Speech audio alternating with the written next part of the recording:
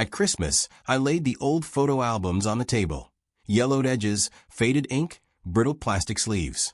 My son's fiancée, Lila, smiled politely and sat beside him. I flipped the pages with careful fingers. "Here's his second birthday," I said softly, tapping a picture of a chubby-cheeked boy with frosting on his nose. My son laughed, arm around Lila. For a second, everything felt right. Then she froze. Her hand gripped my son's arm like a vice. Her smile dropped.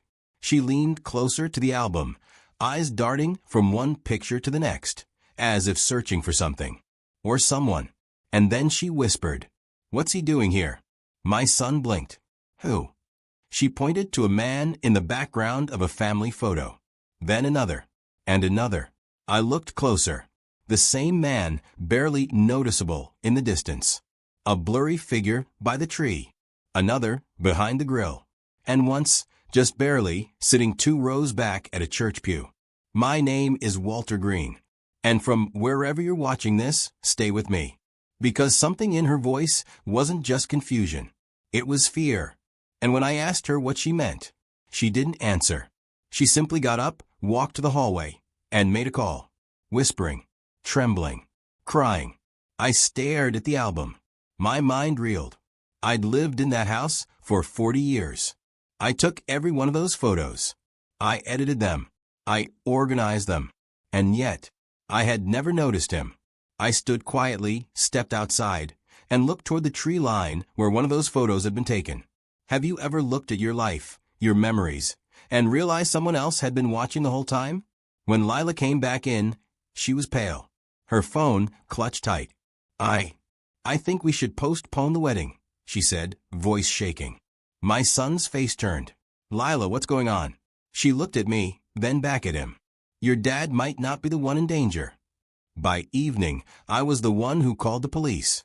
And I never thought I'd say that about my own photo albums. They arrived in 15 minutes, 2 cruisers, lights off, quiet but alert. I met them at the door, hands steady, heart anything but. Lila stood beside me, arms crossed tight against her chest. My son, David, was pacing behind us, confused and increasingly frustrated. One of the officers, a young woman with sharp eyes, asked gently, "Mr. Green, can we see the albums?" I led them to the table. Lila pointed. "That man, he's in at least 5 photos. All taken years apart. Different locations." The officer flipped through, growing more focused with each page. She paused. "You said you didn't notice him before?" "No," I said. "I never saw him at those events. Not once." Lila's voice was trembling. "I have history with him. That's why I recognized him immediately. He was in our neighborhood. Years ago. My name is Walter Green. And from wherever you're watching this, stay with me. Because in that moment, I realized something chilling. I hadn't just missed him in the background. I had edited those photos myself. Cropped them. Framed them on the wall. And still, he'd slipped past my eyes. The officer looked up. "What's his name?" Lila hesitated. "We called him Roy. He lived across the street when I was a kid. My parents never let me talk to him. One day he just vanished." The younger cop stepped outside to make a call. The room grew dense, like the air itself had thickened. David finally snapped. "This is insane. These are just old family pictures. How are we suddenly making this about some ghost from Lila's past?" But Lila wasn't blinking. "He's real. He's always been real." I asked her quietly, "Why didn't you ever mention this before?" She looked at me, eyes haunted. "Because until today, I didn't know he followed you too." That's when the officer's radio crackled. A match had been found. Roy Sanders. A name buried in a cold case file. A man connected to multiple disappearances, families, children, all within a 2-decade radius. And suddenly, my photo albums weren't just family memories anymore. They were evidence. That night, as they bagged the albums and marked pages with yellow tabs, I stood silently at the doorway, the winter wind licking my face. And, in my heart, I felt it. This wasn't just someone else's story anymore. Now it was mine. The next morning, I watched the police return. This time with gloves, scanners, and more questions than answers. They treated our home like a scene, a crime scene. And somehow, I wasn't surprised. David sat on the stairs, arms folded, refusing to speak to anyone. His fiancée, Lila, hadn't slept. Her eyes were red, not from tears, but from staring at every photo, every face. Searching. She leaned over and whispered, "What if he was always watching you too?" I didn't answer, because deep down, I was starting to remember. My name is Walter Green, and from wherever you're watching this, stay with me. Have you ever looked back on your life and realized someone was pulling strings behind the curtain, and you never even saw the threads? They asked if I had old home videos. I nodded, led them down to the basement, a room I hadn't opened in years. Dust, boxes, memories, and, in the far corner, an old wooden chest. Inside, VHS tapes. Dozens. We played the first one. My 40th birthday. The cake, the candles, everyone singing. But something was off. There was a man in the back, blurry, just on the edge of the frame. Tall. Hat low. Arms crossed. The second tape, Christmas morning. Laughter. Wrapping paper flying. And again, in the window reflection, that same silhouette. By the fourth tape, one of the officers leaned forward. That's not just coincidence. Lila whispered. He was in our neighborhood. He used to do this, appear, then disappear. My father once said he was a collector of moments. I didn't understand until now. A collector of moments. That phrase stayed with me, because suddenly I remembered something else. A box I once found in the attic, years ago, filled with photos that weren't mine. Events I didn't remember. Faces I didn't know. I thought it belonged to the previous homeowner. I threw it out. And now, I wondered if I destroyed something far more dangerous than I realized. The officer paused the tape, zoomed in. There, on the edge of frame, his hand. A scar across the knuckle. She glanced at her partner. That's the same marking from the 1998 case in Oregon. I stood up slowly, because I had to face the truth. He hadn't just watched my life from a distance. He had walked through it. We sat in silence as the officers packed the tapes. Lila held onto my arm like a child clinging to a raft. David wouldn't look at me. And for the first time in years, I didn't blame him. "I don't understand," he muttered. "Why our family? Why you?" I didn't answer right away. Instead, I walked back to the album on the coffee table, the one that had shattered our Christmas. I turned the pages slowly, until I reached the photo, the one that made Lila freeze. It wasn't just a stranger standing behind us at the Grand Canyon. He was holding something, a small red notebook. And in the next photo, taken seconds later, it was gone. My name is Walter Green. And from wherever you're watching this, stay with me. What do you do when your past is no longer yours alone? Lila suddenly whispered. He took notes. He cataloged things. That's why he knew what to say. "What do you mean?" I asked. She hesitated, then said, "When I was 14, I ran away for a day, just to scare my parents. I hid at a park on the edge of town. An old man approached me and told me to go home. He said, 'Your mother's cutting the cake. Don't let her blow the candle alone.' My breath caught in my throat, because when David was 6, he did the same thing. Ran off. And when I found him, he told me, 'Some old man said you were painting, and I should get back before the color dried.' Different cities, different years, same words, same man. We weren't strangers to him. We were characters. I walked up to the attic. I hadn't been there in years. The air was dry, and the floorboards creaked under my weight. I opened the hatch to the crawl space. And there it was. That box I thought I'd thrown away. Inside, hundreds of photos. Not just of us. Other families. Other moments. Same style. Same signature in the corner. He had signed them. Initials, RL. On the bottom of one photo, I saw a faint date. And a word. Finale. And I realized we weren't his first story. But we might be his last. I didn't sleep that night. Neither did Lila. David sat downstairs, replaying the album photos like they were surveillance footage. And maybe they were. By dawn, The sky outside turned gold. But inside, the house felt like a cold stage. Every photo, every moment, a scene we hadn't directed. We had become part of a stranger's narrative. I called a friend from my army days, Marcus.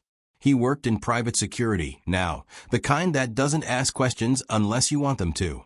When I described what we found, the signatures, the old man in the photos, the overlapping moments across decades, he went quiet for a long time.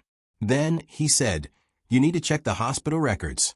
If he's done this before, someone's noticed." My name is Walter Green. And from wherever you're watching this, stay with me. Because sometimes, the ghosts we chase are still breathing. Marcus sent someone to help, a quiet, sharp-eyed woman named Elise. She arrived in the afternoon with a tablet full of newspaper clippings, archived obituaries, and digital facial recognition software. We uploaded one of the old man's clearer images, the same man who had appeared beside me at the Grand Canyon, near Lila at the park, and behind David on his 6th birthday. The system cross-referenced the features. 5 matches. All different names. All different cities. All deceased. Except one. A small-town librarian in Ohio, who went missing in 2004 after a school fire. Last seen clutching a red notebook. Elise looked up at me. "Walter, this man isn't just obsessed with your family. He's built identities over and over again. Every time, he finds a new family, learns their stories, embeds himself." Lila whispered, "But why us?" David finally spoke. "Because we're easy to watch. We document everything. Dad, you took thousands of photos. We post online. We celebrate everything. We leave breadcrumbs. Breadcrumbs straight to our souls." I opened one of the boxes from the attic again. I flipped over a photo I'd never seen before. It was our house, taken from across the street. Date stamped just 5 days ago. We weren't looking at history anymore. He was still here, still watching. And we had just flipped the page, not to the end, but to the climax. We moved out that evening. I didn't wait for permission. I didn't wait for police procedure. I packed 2 bags, grabbed the albums, and drove Lila and David to a small cabin I kept upstate. No Wi-Fi, no cameras, no eyes. I didn't tell anyone where we were going. And yet 2 hours after we arrived, someone left a single envelope on the front porch. Inside was a photo. Me, asleep in my chair last night. Taken through the window. My name is Walter Green. And from wherever you're watching this, stay with me. Because when the world stops making sense, sometimes, the truth comes from what doesn't belong. I examined the photo, the angle, the lens distortion. This wasn't an amateur shot. It was careful, calculated, still warm from a printer. And then I noticed something else. In the background on the mantel, the same photo album, except it was closed in real life.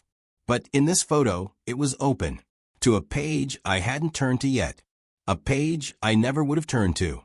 It was a picture of Lila, as a child, maybe 6 years old, standing on a swing set. Behind her, a man in shadow. You could barely see his face. But now I knew that silhouette. I went back to the albums, turned that same page. The real version had been ripped out. That's when it hit me. These albums, they weren't mine anymore. He'd edited them, added things, removed pieces. This man had lived inside our story like a parasite, writing himself in, page by page. We weren't remembering our lives. We were reading his version of it. And it wasn't over. Elise called. "I think I found the original negatives at a storage unit rented under your late wife's maiden name. But Walter, you're not going to like what's inside." I whispered, "Tell me anyway." She paused. "There are photos taken before you ever met your wife. Of her. Of your son. And one of you." I felt the cold grip my chest. "What are you saying?" "I'm saying he didn't just insert himself into your past. He designed it." I sat alone on the cabin porch that night. The stars were out, but I couldn't feel them. Couldn't feel anything except the weight of a memory I no longer trusted. My name. My marriage. My son. What if none of it was real?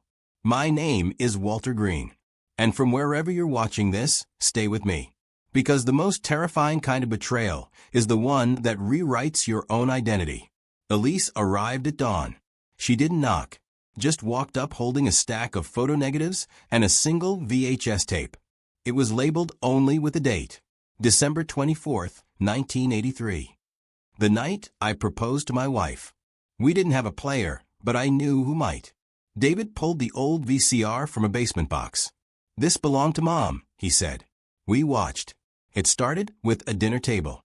My wife, younger, smiling nervously. Me, at the edge of the frame. But behind the camera, a voice. "Closer. Sit closer to him." It was his voice. The same voice from Lila's nightmares. The same voice that once read bedtime stories in our home. He'd been filming us. Directing our moments. Curating our milestones like a sick documentary. But then came the worst part. There was a cut, and the next scene showed my wife in the hospital. Eyes open. Unmoving. The camera panned to her hand. A ring. My ring. But I wasn't in the room. He was. He kissed her forehead. He whispered, "Now you're finally mine." And in that single breath, he had erased me. Not just from her deathbed, but from the decades that followed. Somehow, this man had infiltrated everything. Our family photos. Our memories. Our traditions. He had stalked, inserted, erased, and replaced. And no one had ever seen it. Until now. David turned to me, pale as snow. "Dad, how do we stop someone like that?"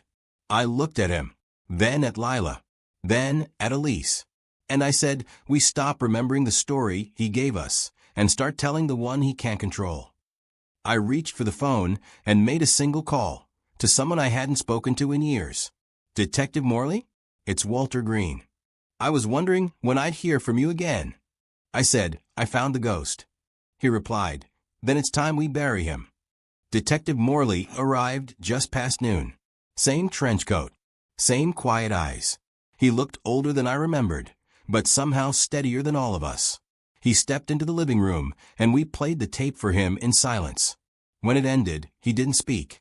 He stood up slowly and said, "Walter, I'm going to need the rest of those albums. And your testimony." I nodded. Every page. Every year. Because what we had now was proof. Of obsession. Of manipulation. Of a man who'd quietly rewritten my family's past and embedded himself in the spaces I once called home. Morley's team unearthed more old film reels, journals, a forged will, even an obituary draft written 3 years before my wife passed. All signed by him. They arrested him 2 days later, in a quiet cul-de-sac, living under another name, with walls covered in our photographs. He didn't resist. At the trial, he sat emotionless. Until the VHS tape played.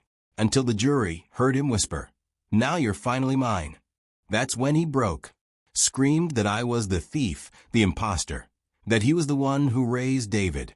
But David stood and said, "The man who raised me is sitting right there." And he pointed to me. Lila squeezed my hand. Elise leaned her head on my shoulder. And for the first time since this nightmare began, I felt my soul come back into my body. The verdict came swiftly.